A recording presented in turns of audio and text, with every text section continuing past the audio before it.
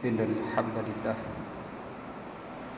نستعينه ونستهديه ونستغفره ونعوذ بالله من شرور أنفسنا ومن سيئات أعمالنا من يهده الله فلا مضل له ومن يضلل فلا هادي له أشهد أن لا إله إلا الله وحده لا شريك له أشهد أن محمدا عبده ورسوله اللهم صل وسلم على حبيبنا وشفيعنا وقدوتنا مولانا محمد وعلى آله وأصحابه وأتباعه وأنصاره إلى يوم الدين اللهم لك الحمد وإليك المشتكى وأنت المستعان ولا حول ولا قوة إلا بالله العلي العظيم.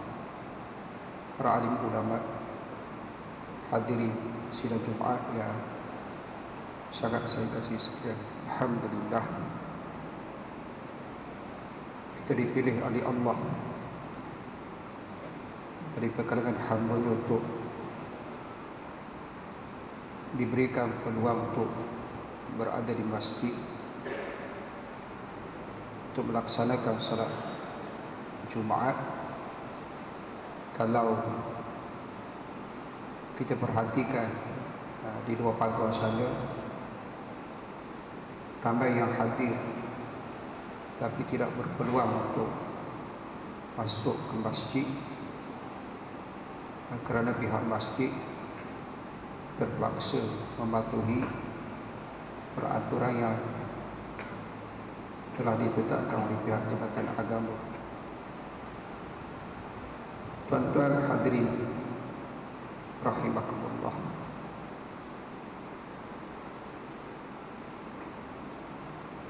di dalam satu firman Allah berfirman, "Walanabluukum bisyarri wal khairi fitnatan wa ilaina turja'un." Dan kami akan menguji kamu, kata Allah, dengan perkara yang kamu suka dan perkara yang kamu tidak suka.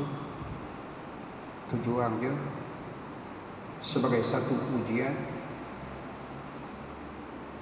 dan hasil daripada ujian tersebut, wa ilaina turja'un, kita kembali kepada Allah.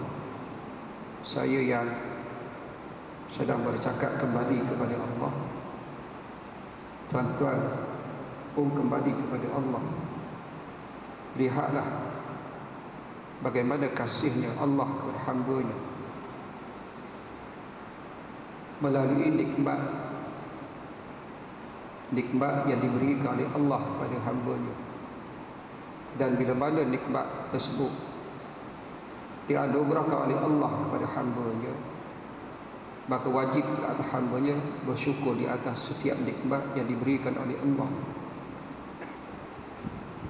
Dan bila mana saya dan juga hadirin gagal untuk menilai dan bersyukur di atas nikmat tersebut, lalu Allah akan menggunakan cara yang mungkin kita tak suka untuk menarik kita semua kembali untuk menilai, memahami setiap nikmat yang diberikan oleh Allah. Sebagai satu contoh, hadirin rahimakumullah, di antara perkara yang dipahami oleh kaum lelaki, terutamanya mereka yang datang pada hari Jumaat, melalui hadis-hadis Rasulullah sallallahu alaihi wasallam, betapa mereka yang datang awal ke masjid pada hari Jumaat dijanjikan oleh Nabi sallallahu alaihi wasallam pahala yang sangat besar. Pahala yang sangat besar. Kalau kita melihat sebelum PKP ini,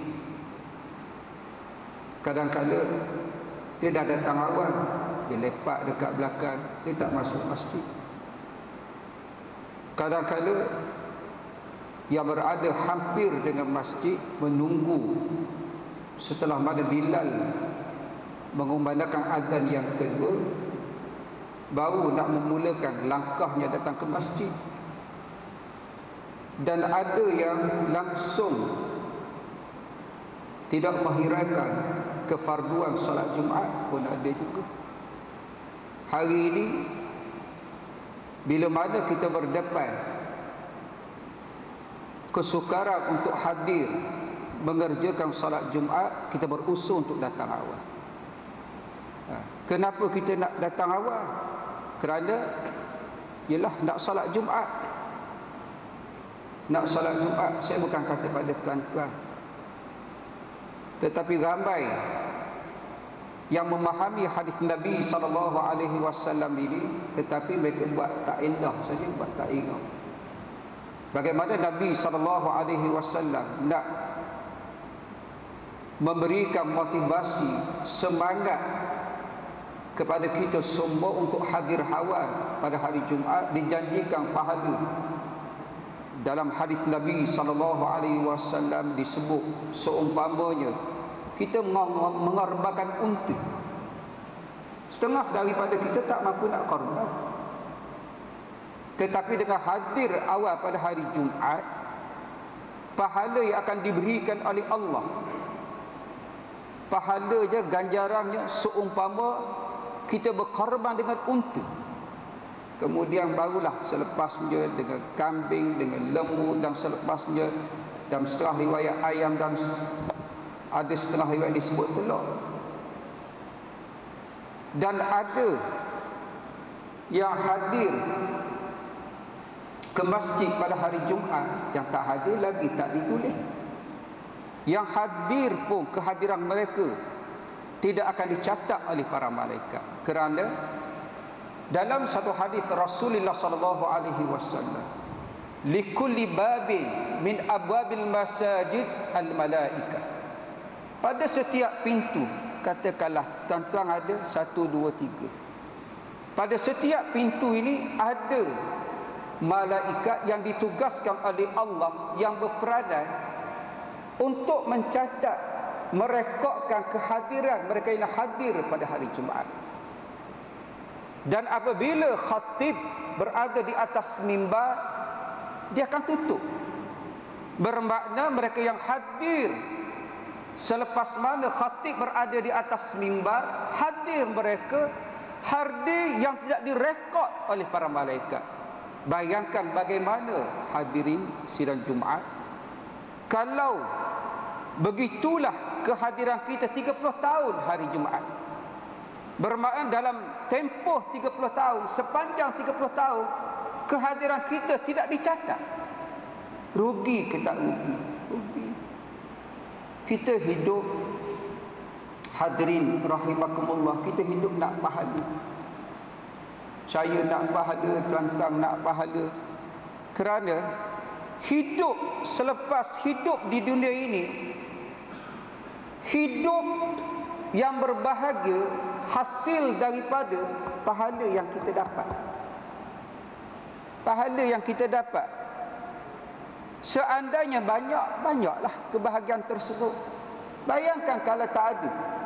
Sebab itulah hadirin rahimakumullah, tamaklah bila mana Allah membuka ruang kita mendapatkan pahala, jangan kita lepaskan peluang tersebut. Macam hari Jumaat ni lah, orang berebut setengah tempat, bergasak pun ada, bergaduh pun ada. Kenapa nak hadir untuk salat Jumaat? Alhamdulillah. Tapi janganlah sampai kita marah dekat para asatizah, marah dekat masjid. Ada yang tanya saya, kenapa ustaz tak dibenarkan? Tanya saya nak jawab apa? Dia kata pasal malam pun benar, tak ada SOP. Apa SOP pun tak ada pasal malam. Betul kan? Kenapa masjid masih terikat dengan segala macam SOP ini? Sepatutnya dilonggarkan. Saya kata jangan tanya saya, tanya pejabat agama. Dia kata ustaz kena cakap lah. Tuan-tuan, kalau tuan-tuan hayati ataupun ikuti kemauan, kehendak masyarakat untuk datang ke masjid, kemudian desakan mereka ini sampai kepada pihak mufti terpaksa tuan-tuan menyatakan hal tersebut kepada sultan. Lalu sultan mengeluarkan titahnya. Tak boleh. Takkan kita nak asal lebih daripada tu. Faham? Sultan sudah pasti dia ada penasihat, mungkin daripada pejabat kesihatan, daripada agamawan yang menaskan tak boleh. Wallahu a'lam. Saya kata setakat itulah saya boleh bagi jawapan kepada kamu. Takkan nak asak saya, nak jadi jebat pula, saya kata. Allahu akbar. Hadirin rahimakumullah, faham maksud saya? Baru kita fahamkan. Allah, besar ustaz datang ke masjid awal, besar. Kita nak pahala. Kalau bolehlah yang datang awal, alhamdulillah. Kalau boleh, beginilah keadaannya, kemauan kita untuk datang awal ke masjid walaupun selepas PKP. Kenapa pahala dia? Contoh tuan-tuan, satu hari ada satu kematian dekat satu tempat lah, saya pun pergi nak cerita betapa manusia ini bila mana peluang untuk dapat pahala, mereka akan buat tak kisah. Kita ini bila kita tahu betapa besar pahala, bila mana kita nak mati ataupun telah kita mati, nak patah balik untuk berbuat amal soleh, tak boleh. Tuan-tuan baca Quran kan, wala yu'akhkhiru nafsan idza jaa ajaluha. Bila mana nak mati, barulah mereka melihat kelebihan bersedekah, mengerjakan amal yang soleh, lalu mereka meminta kepada Allah untuk belum dimatikan lagi, yang telah mati kembali semula ke atas dunia, la'alli a'malu salihan fima taraktu, nak buat amal soleh, nak cari pahala lah. Tapi bila mana Allah buka ruang untuk mendapatkan pahala, orang buat tak kisah. Kembali kepada kisah, nak tunjuklah betapa orang buat tak kisah. Ada satu kematian, kita pergilah, bagus lelaki, pak dia tak mati lagi, tapi dia meninggal. Itu satu ujian daripada Allah ke atas ibu bapa lah. Bila mana anak mereka meninggal sebelum mereka, itu besar pahalanya. Tambah-tambah kalau yang kecil kan, tuan-tuan, mati kecil itu lagi besar pahala yang akan disediakan oleh Allah untuk mereka. Meninggal anak dia pada hari Jumaat, lelaki yang baik, ramai orang datang. Tapi ada yang tak masuk. Bila mana solat jenazah tak masuk, sembang dekat bawah, isap rokok. Saya tak tahulah, mungkin datang haid ke apa lelaki tu. Kenapa? Besar pahala.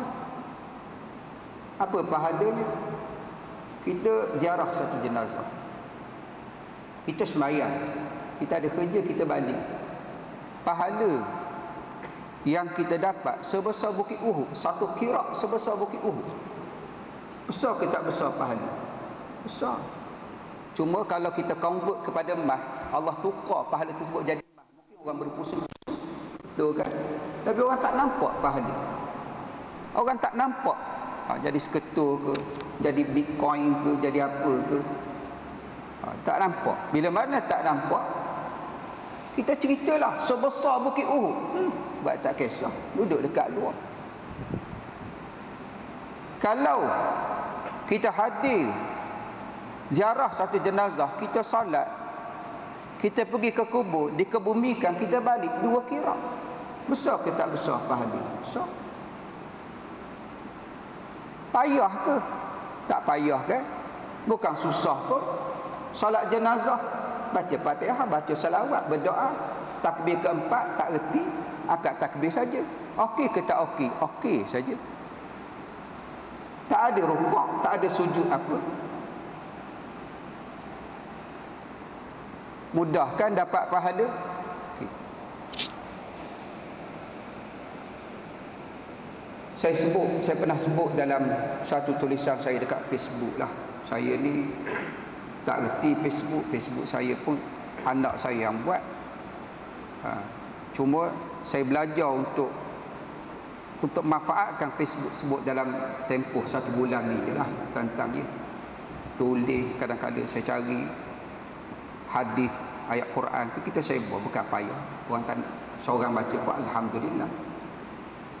Bila mana ketika itu dibangkit isu pasar malam, kemudian masjid kenapa susah nak datang ni, saya kata pergi pasar pun dapat pahala. Betul tuan-tuan, pergi pasar dapat pahala, dapat pahala.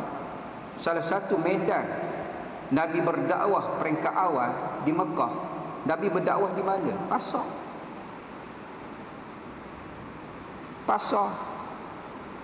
Kalau kita buka, macam mana kita nak dapat pahala? Ada satu hadis, kalau kita pergi ke pasar, kita baca doa ini, kita akan dapat 1 juta pahala.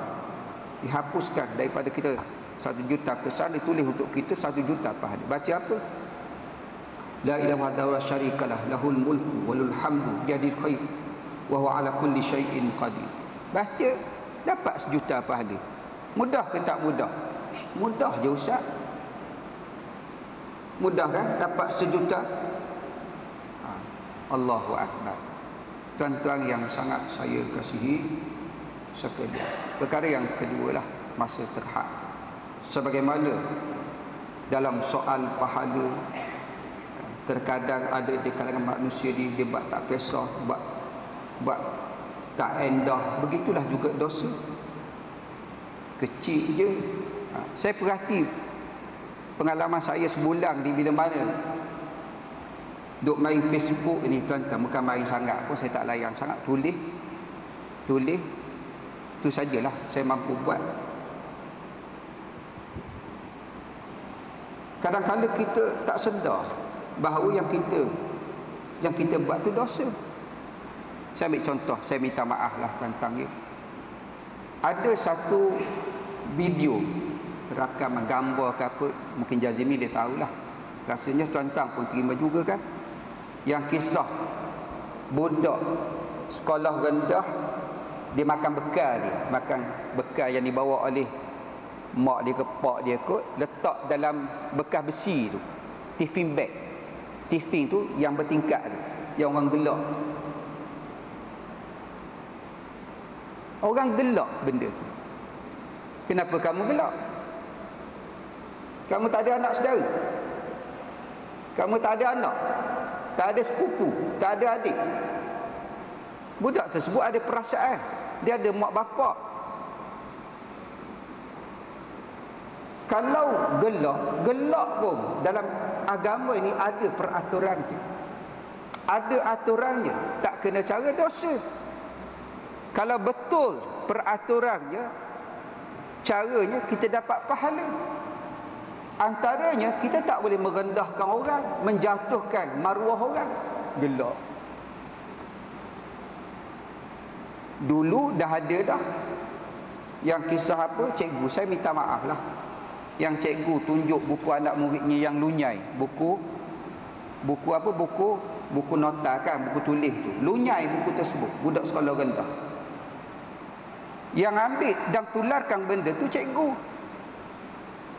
Tuan-tuan setuju? Saya tak setuju. Kalau sekolah rendah bagi saya standard. Kenapa? Saya perhati sekolah saya lah. Dia datang sekolah, setengahnya dia hempaskan dia punya beg macam tu je. Orang Terengganu kata dia handing beg dia macam tu je. Tu kan? Budak-budak. Jadi kalau buku tulis tu yang nipis tu mudah lunyai. Cikgu tersebut dia ambil. Orang pakak gelak. Nak gelak kenapa? Takkan cikgu tersebut mu tak ada anak, mu tak ada anak saudara.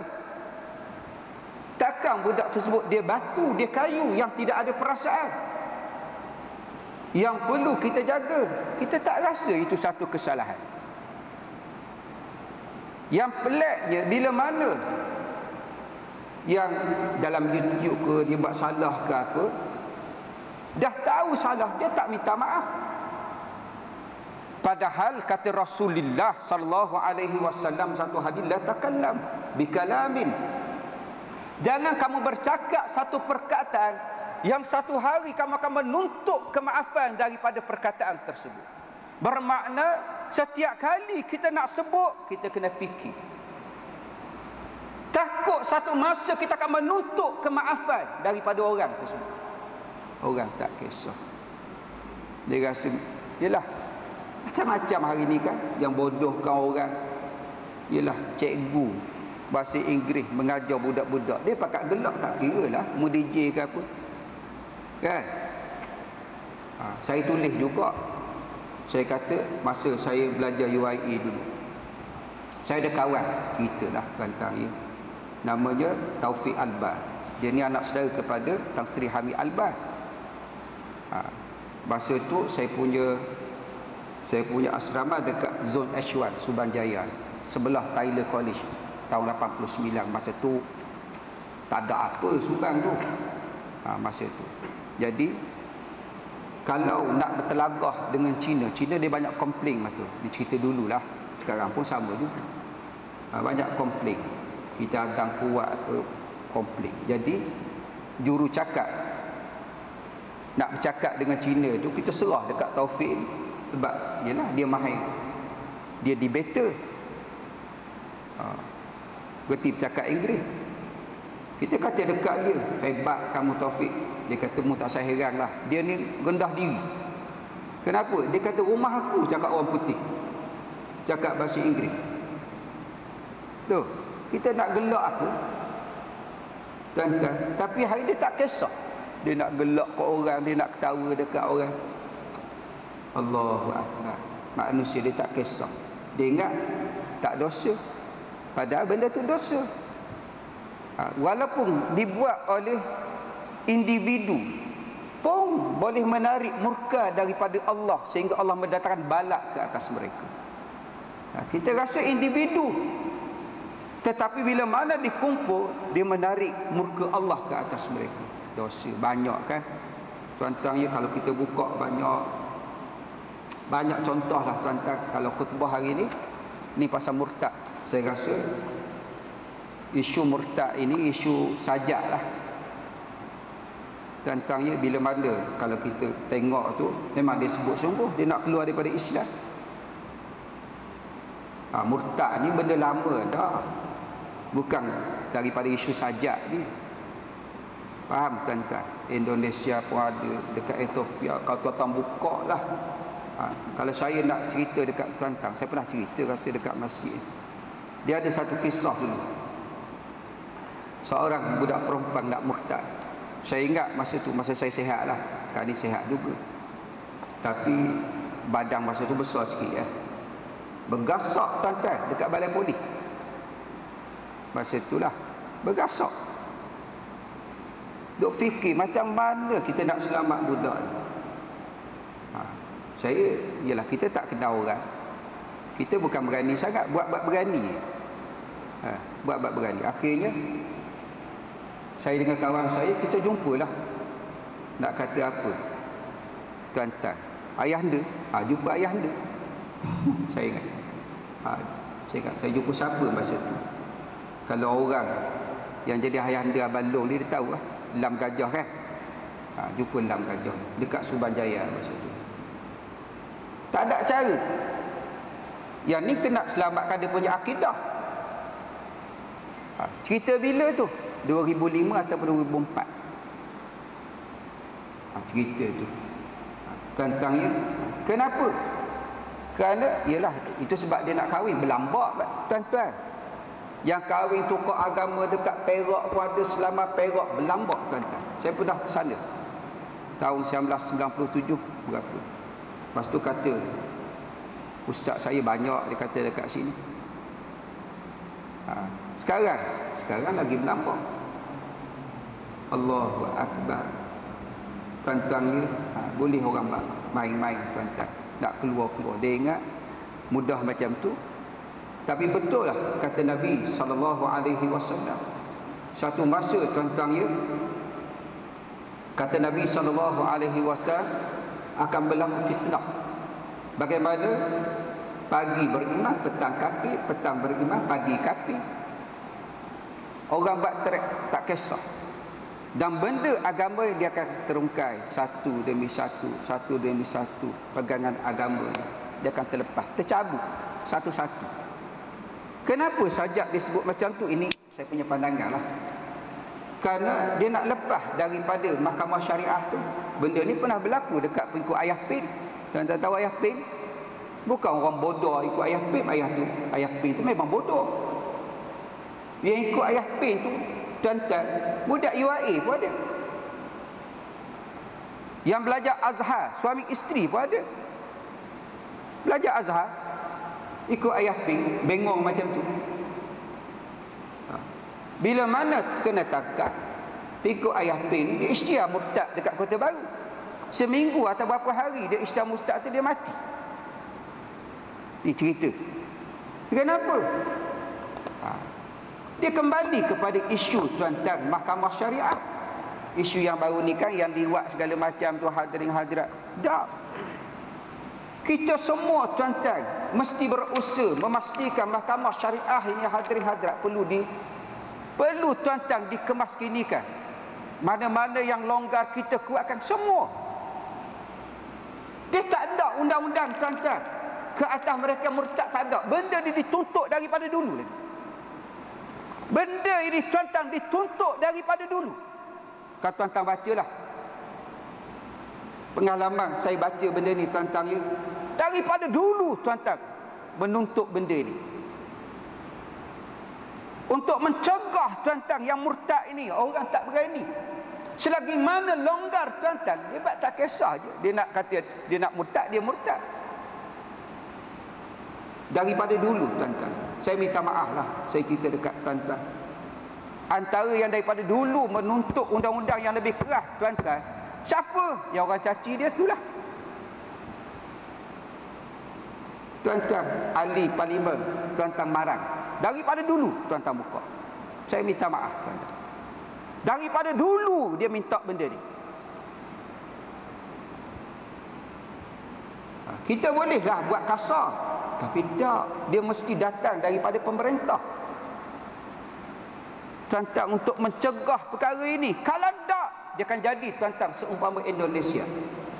Tuan-tuan ada sahabat di Indonesia ni, tanya. Sana teruk tuan-tuan. Dia ada perkahwinan campur. Sana Jamal Mirdad berkahwin dengan siapa? Lydia Kandau. Tuan-tuan ingat?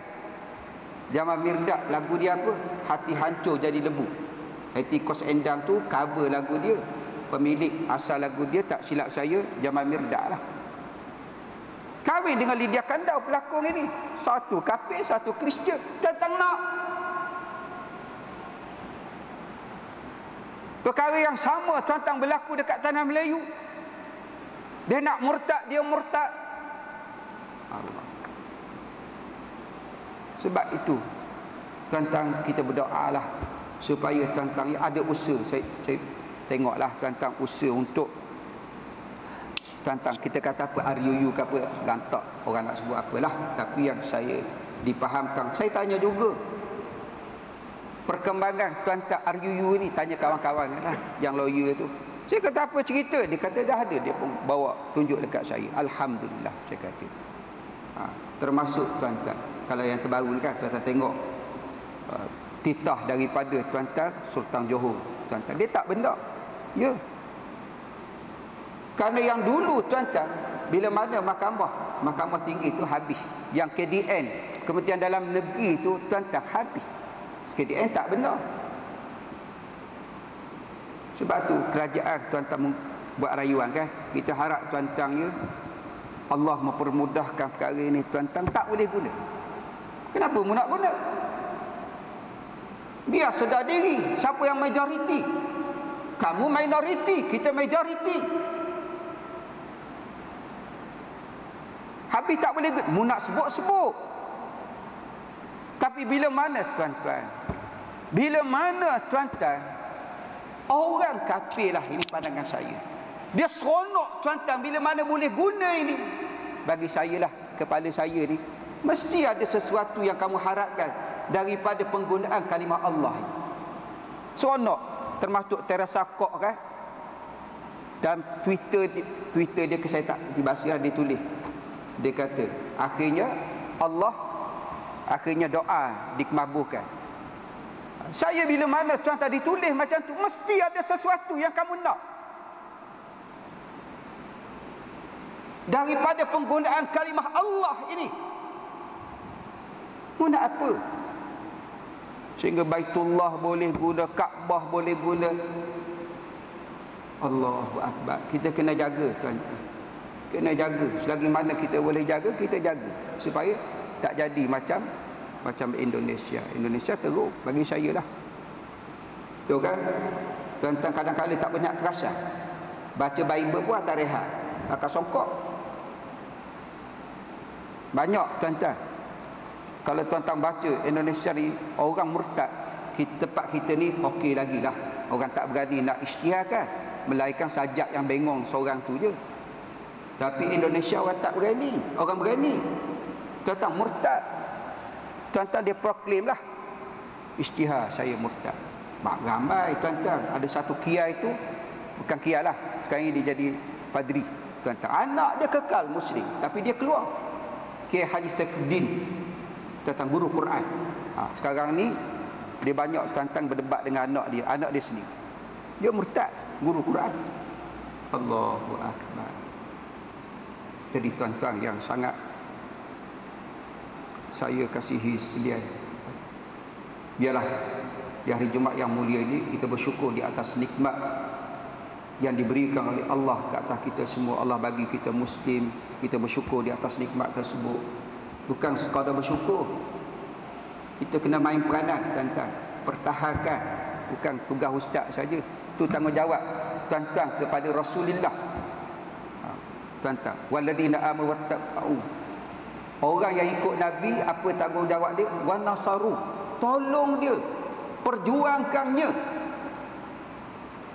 Bukan kita biar pada setengah.